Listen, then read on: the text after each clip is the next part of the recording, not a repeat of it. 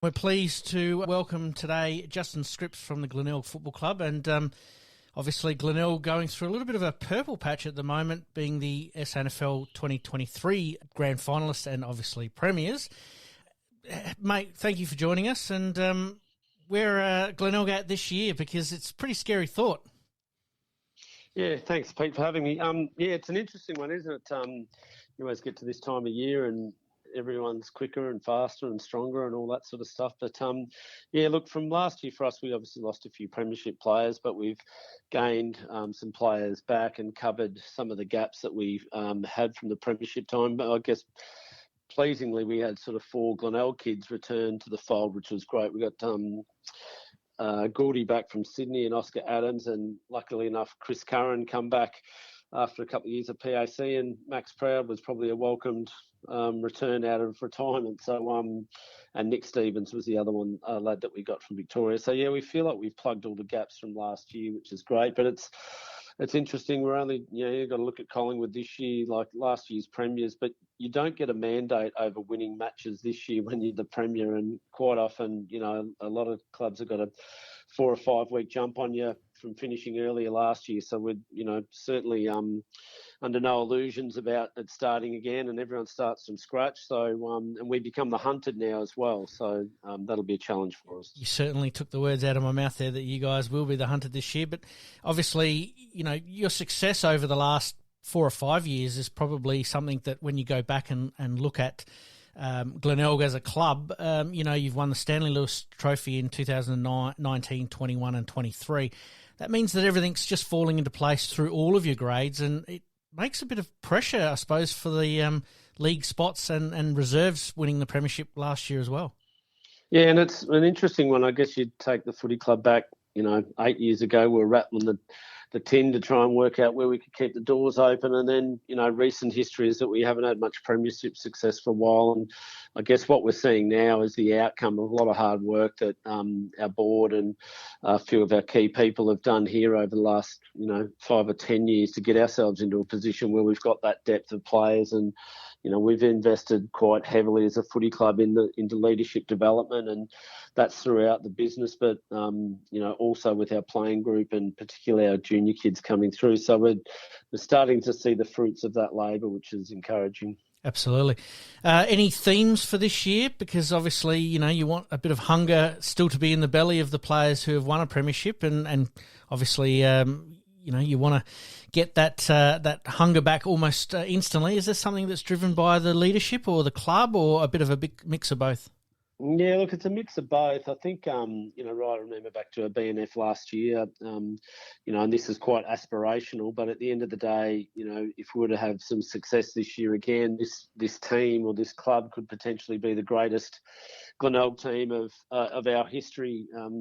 Not once have we won 3 premierships in 6 years, and obviously Stanley H. Lewis 3 out of the 5 years. So that's something, I guess, aspirationally that has motivated the playing group. And I know, I think there's 7 boys potentially, if we were to go again, that would be 3-time premiership players. There's only Peter Carey that holds that record at the moment. So that's definitely the driver. And I think, there's always a risk of complacency, but, our leadership group have been really big on coming back and, I guess just growing every day and getting better every day that they're here. And I'm seeing no signs of that complacency, which is great. Now, you mentioned a little bit earlier on about some player movement. How do you deal with that as a club? Because it seems like there's an excessive amount of movement through the SANFL, obviously, because you're sort of the in-between, aren't you? Because you've got players that you're trying to get drafted to the AFL. You've got players that have obviously played for a little while and have been there for quite some time, and you're trying to bring in new players. How do you find that, that transient nature as a club, and how you deal with that best practices?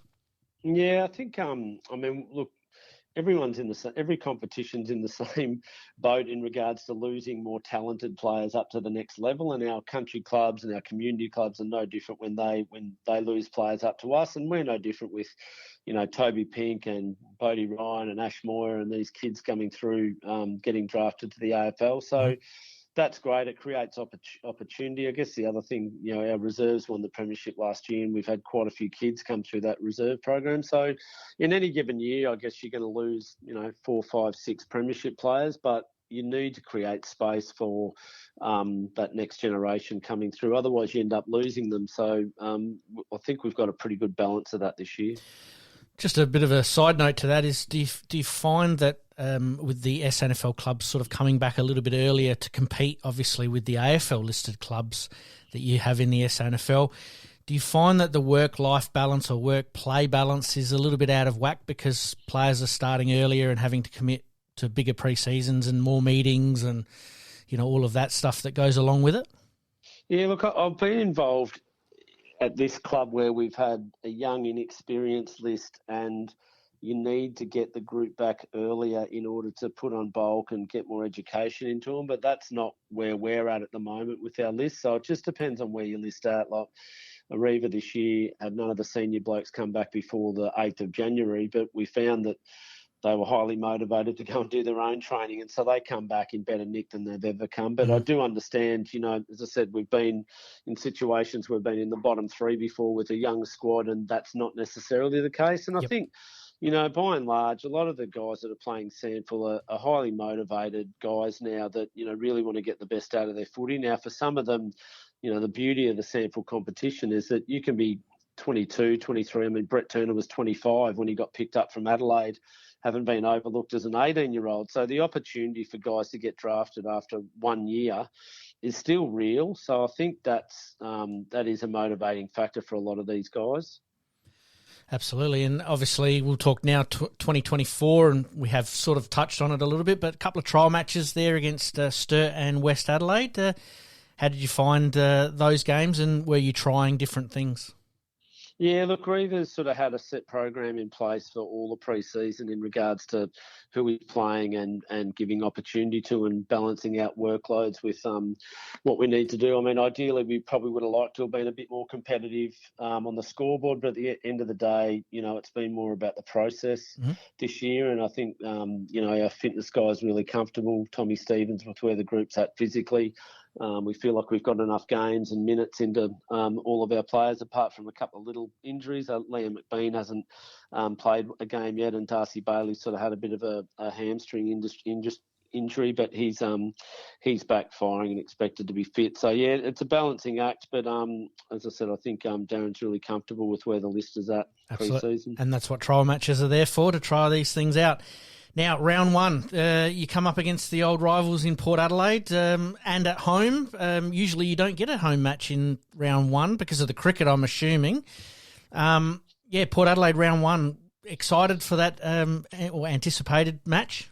Yeah, absolutely. Look, I think it's going to be 28 degrees on Friday. And when we get Good Friday falling after April 1st, we usually play if Easter's after that. But this, we're pretty fortunate that cricket let us get on the oval in March, which was great. But no, it's really exciting. We know, the AFL teams are both really competitive at the start of the year, providing that they've got as many players to pick from as possible. But and they've obviously come off an AFL pre-season. But, I think it's great to actually challenge yourself against the best. And, what I find when our guys play against Port and Adelaide, that there's a real competitive spirit to make sure that they're competing against guys that are, full-time players. So I think that'll be really exciting. As I said, for the club, it's a great opportunity. I think we had about 4,500 down here last year. So we've got our women's teams playing before us, and we've got the unveiling of the premiership flags, both reserves and league, before the game, which is the first time in the club's history that we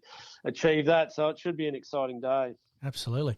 We'll stay on the women's just for 2 seconds. Women's football's taken off in a big way, not only at the AFL level, but also the SANFL level. And has that revitalised the club a little bit? I mean, you talked about, 8 or 9 years ago where you were rattling the tins a little bit. I know the women's are not bringing big crowds, but they do bring another element to your club, don't they? Yeah, look, we've loved having the girls involved. It's just, it's quite... they're quite exuberant in the way that they approach their footy. It's different to the men's. But the thing that I love about the women's is that the girls they're sponges, and they just want to replicate what our boys are doing. And there's a real willingness to learn and grow and get better. And look, they're at a different stage, and we know that they've got to start from somewhere, and it's building that. But culturally, our boys and our girls group are really well aligned. We had a leadership camp about a month ago now, where we got both groups together with our footy exec and coaches, and so we had about 30 people there, and that was just really great to make sure that we're setting ourselves up for the season in regards to that. So no, the girls have certainly been great. Now I know you're looking only at round one, but obviously we've got the Anzac Day clash, and it's great that it's back at suburban grounds for the Anzac Day clash. And am I right? Was it 10K at the Bay you guys were aiming for? Was it last year or the year before? Yeah, we had that super match the long weekend in June last year, and we had a Kia Kick for Cash, which was at 10K at the Bay. But I mean, look, we put it out there as a bit of an aspirational target to see if we could get 10,000 down. I think we're about 7,300 or so, which was still, I think, in the end, the biggest crowd in any state league footy game in Australia last year. So that was a great achievement. We're really proud of that. And obviously we've got Sturt on Anzac Day this year, which will be great. So there's a couple of really good opportunities to get a decent crowd along to the footy. And the thing I love about the SANFL is it's such a traditional suburban tribal atmosphere too. Like, that doesn't sort of happen as much anymore anyway, but it's certainly great, and obviously playing Sturt will be a great opportunity for to get a decent crowd there. Absolutely. Mate, one last one before I get you out of here. Would you like to see finals football played at suburban grounds, and then obviously the grand final played at Adelaide Oval, or are you sort of happy with Adelaide Oval? Yeah, I think commercially and from an atmosphere point of view, I think it'd be great to have those first couple of weeks back at suburban grounds. I guess if you asked all the players, they don't get to play on Adelaide Oval very often, so I'm sure most of them would say that they'd love to play on Adelaide Oval as much as possible. But I think to get 8 or 10,000 to a suburban ground for a finals games would be pretty special as well. So I'm not sure that we're going to get 100% alignment from everyone or whatever decision happens with that, but yeah, it'd certainly be a great atmosphere. Well, I meant local suburban clubs is what it's all about, and if you can tap into those and get them to come along to those finals, and if you're at your local club, it's benefit not only for the club financially, but I think for the community in a whole. So, mate, thank you very much for joining us today. Obviously, Port Adelaide in round one, we wish you the best of luck there, and the best of luck for the remainder of the season. We might touch in with you at some stage during the season, or maybe just before the finals, and see how everything's gone. No worries. Thanks, Pete. Thank you very much, Justin.